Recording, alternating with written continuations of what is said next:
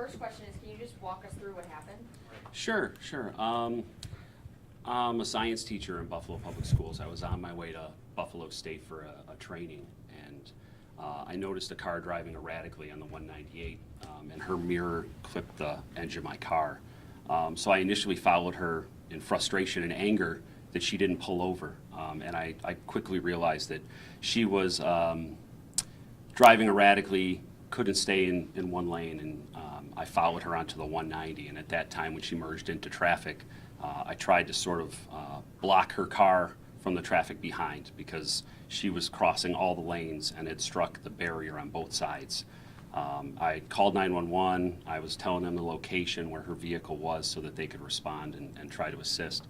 And eventually when her car came to a stop kind of across from LaSalle Park on the 190, she came against the Jersey barrier in the center median. I put my car in park in front of hers and jumped out.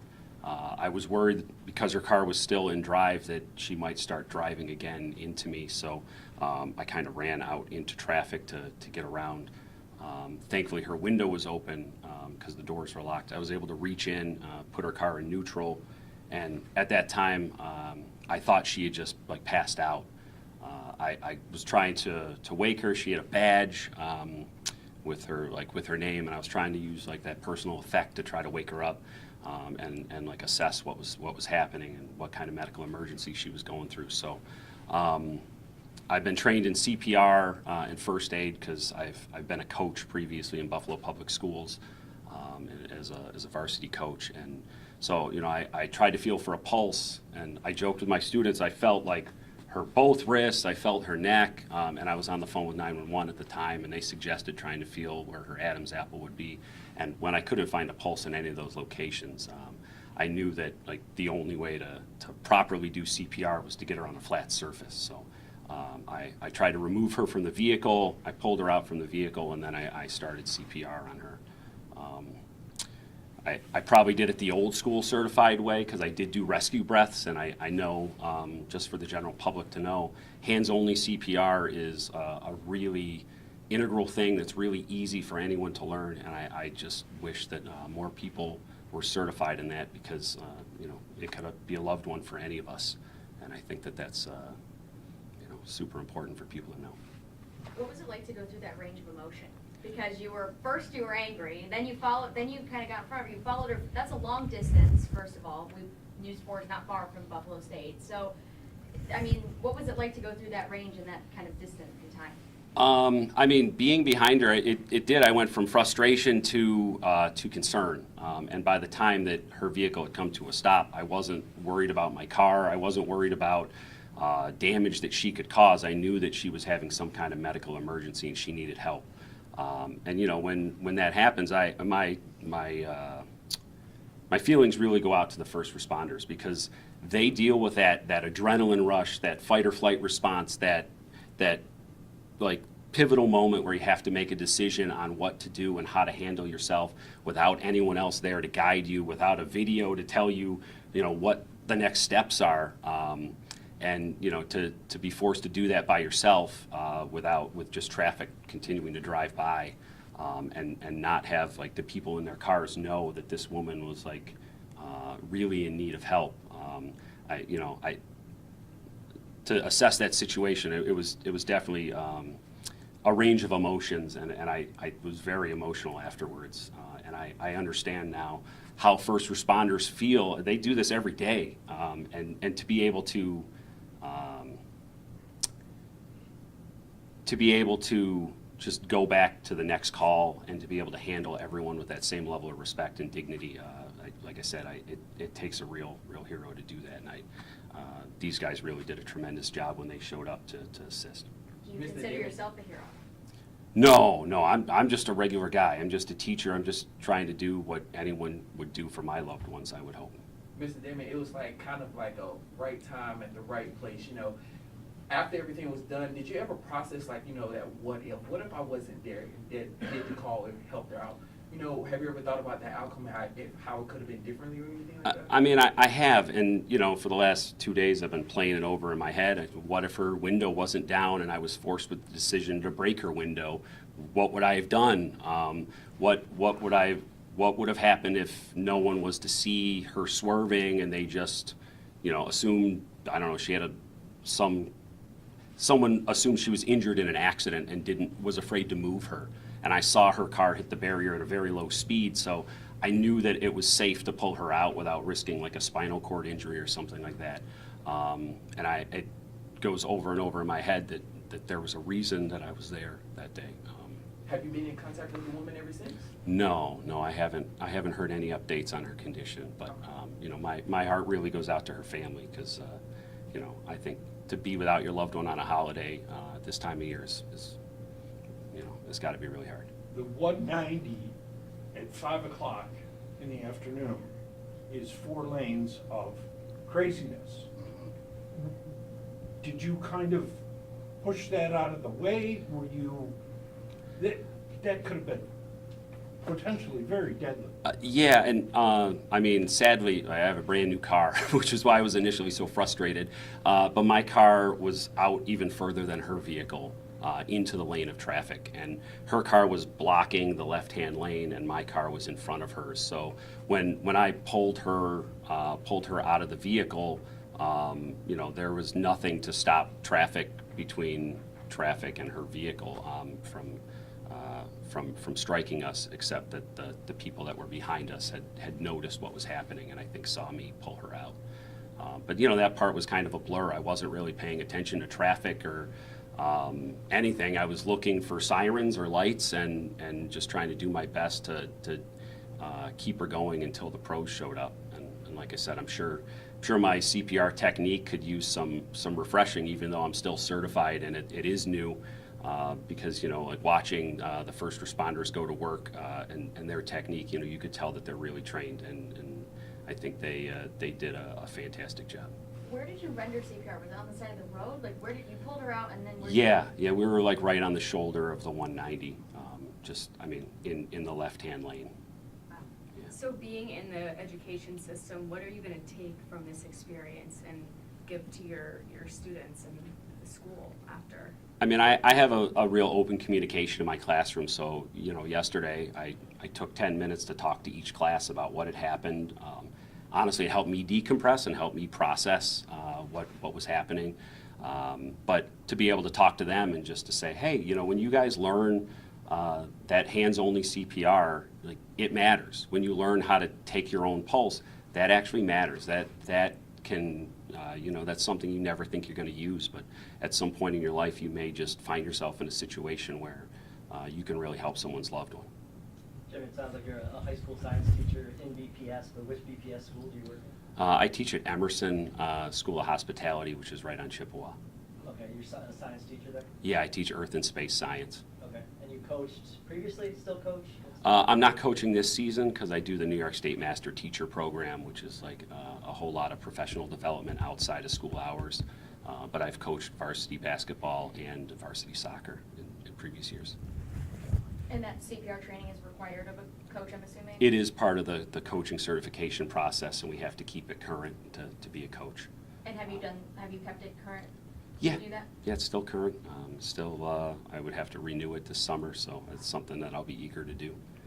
I think I'd be eager to do Narcan training as well, just because I think that's a super important thing that everyone in the public, if you can help out, like why wouldn't you? I'm sorry, Mr. Damon. Kind of already talked about a little bit before, but can you further explain a little bit more, like how did that woman look, once you finally got to her and pulled her out of her vehicle and everything like that? So, she had been sitting up while she was driving and navigating the vehicle, which is why I didn't initially assume that that her heart had stopped, because she had been driving, and the impact of the accident was not such that I would have thought that she would have been injured. And so when I got around to the vehicle, I noticed that she was slumped over. And when she was slumped over, that's when I reached in through her open window, and I put my hand on her shoulder, and I tried to wake her, and I realized that she wasn't responding at all. And that's when, like I said, I read her name tag. I tried to use her name to hope that if she was still aware enough that she could hear that and maybe pull her out. How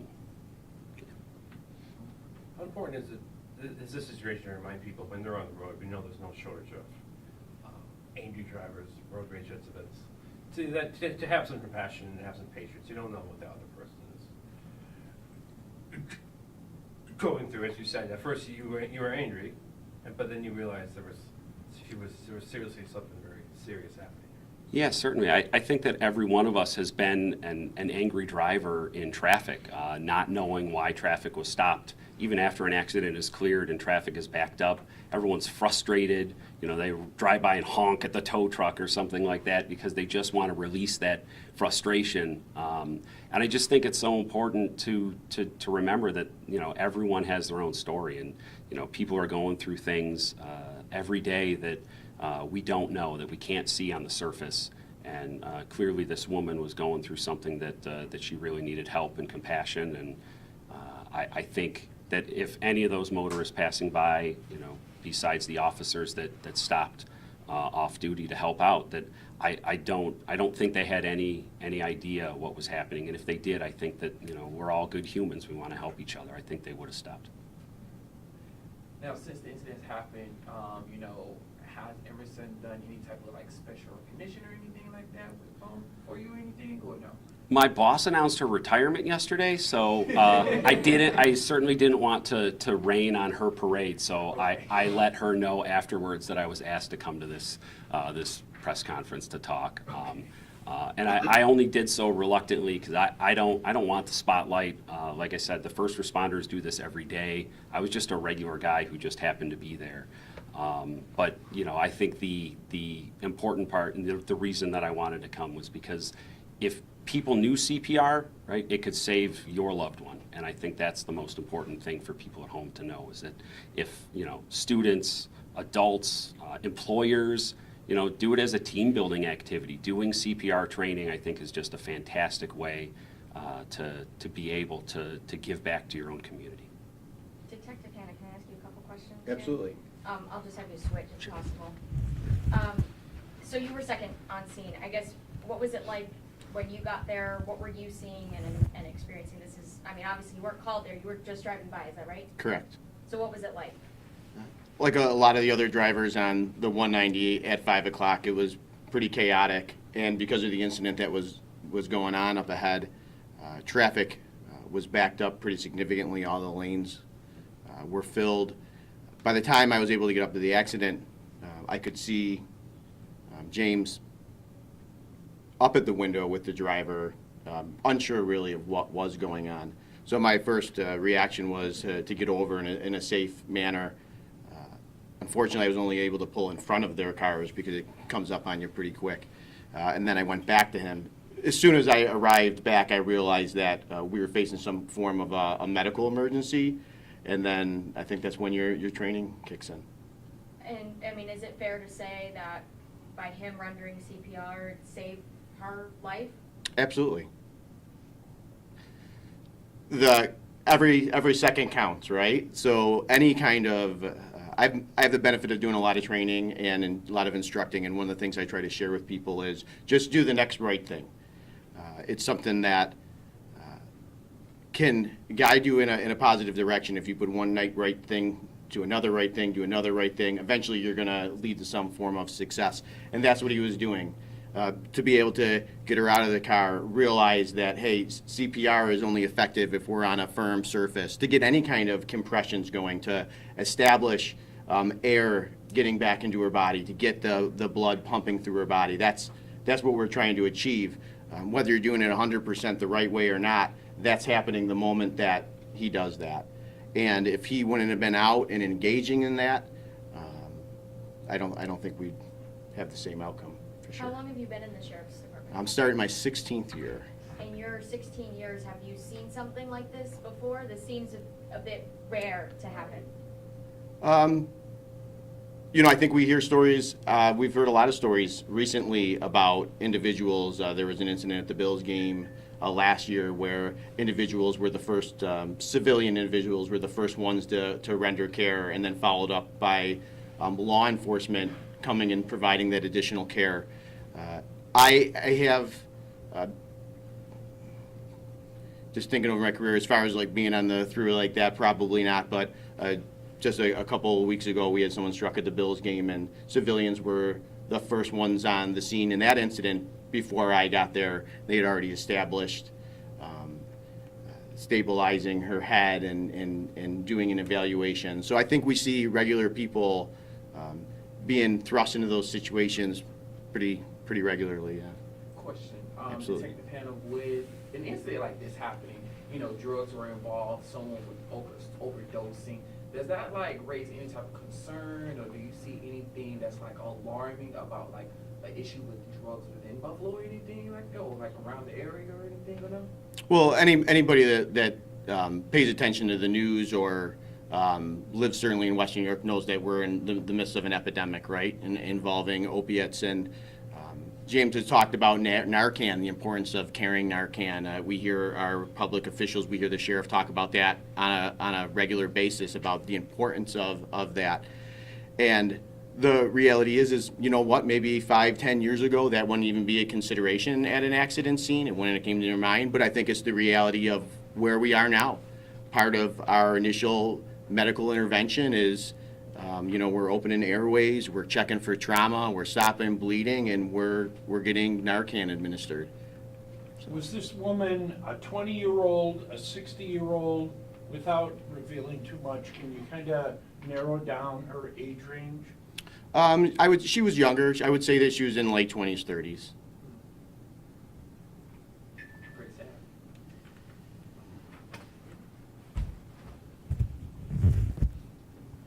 Anything, any deputy detective that you want to add in on what you saw when you responded? Anything that we missed that you think is important to know? I'll just have you step to the mic. Sure. I mean, I think you guys covered most of it. I think really the important thing to recognize are, you know, Jim's actions and his response to the situation. And I think, you know, he should be commended more so than us, right? I mean, this is what we do every day. This is our job. This is what we have training for. We signed up for this. You know, an everyday citizen driving by doesn't necessarily do that. And I think we see more and more these days the inclination for you know, persons in a scenario, they want to pull their phone out and they want to start videotaping as opposed to intervening in some type of positive manner. So I think, you know, the swift actions of Jim here really are what saved the day.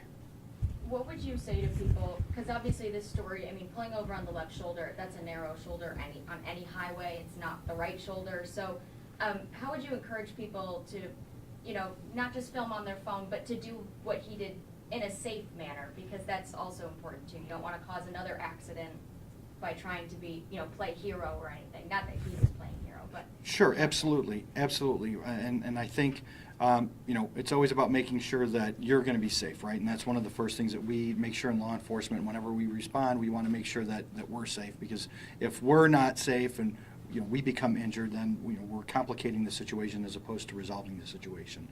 So yeah, obviously that's something that, you know, we would encourage people, if they did decide to intervene, is to make sure that they're doing so in a safe manner and you know, obviously calling 911 and making sure that first responders are responding as well.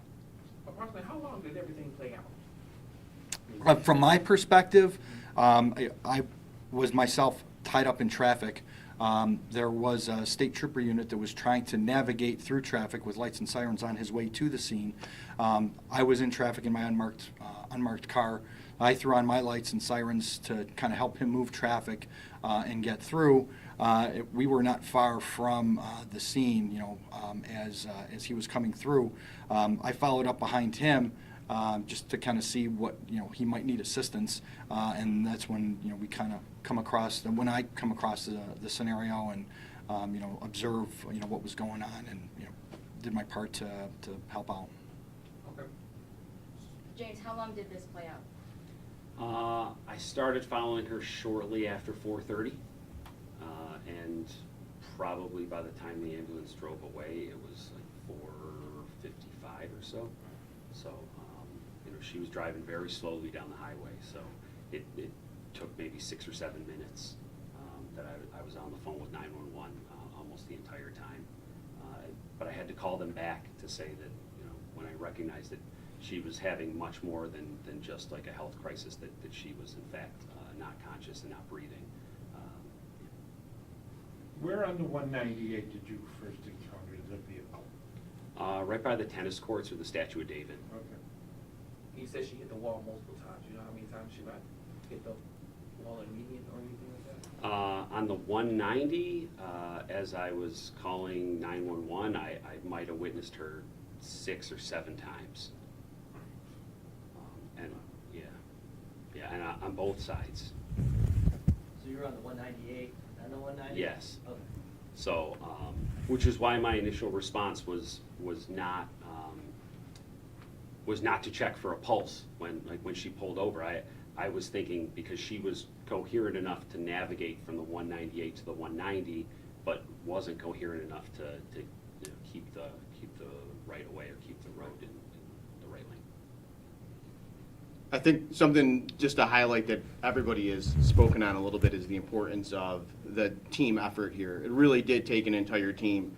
It's not only Jim and the actions that he took, but he's on the phone with a dispatcher that's trying to walk through the steps of CPR, taking that call, getting other emergency services there. The state police are trying to navigate the accident as well so that they can divert traffic. The other citizens that are on the 190 that are trying to slow down and move over and allowing each other to merge into lanes. Buffalo Fire Department that's trying to come up the other side of the 190 now has to navigate this busy roadway over the top of a barrier to continue care. For Deputy Hoffman and for Detective Zamorik, for them to come up and apply additional medical intervention with establishing the airway. The trooper is the one that he was able to bring the Narcan with him up from his car, because we are all now up in the scenes and we have the busy traffic. The ambulance crews that have to get there. There's really so many different things in a situation like that have to work together properly in order to just like love on one person on the side of the road. And I think that's important.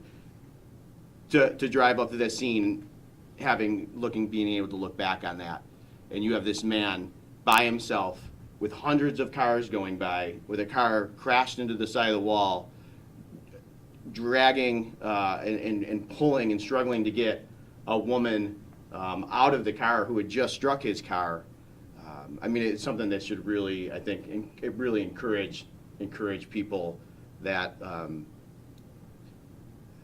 there's things that we can do, just do something.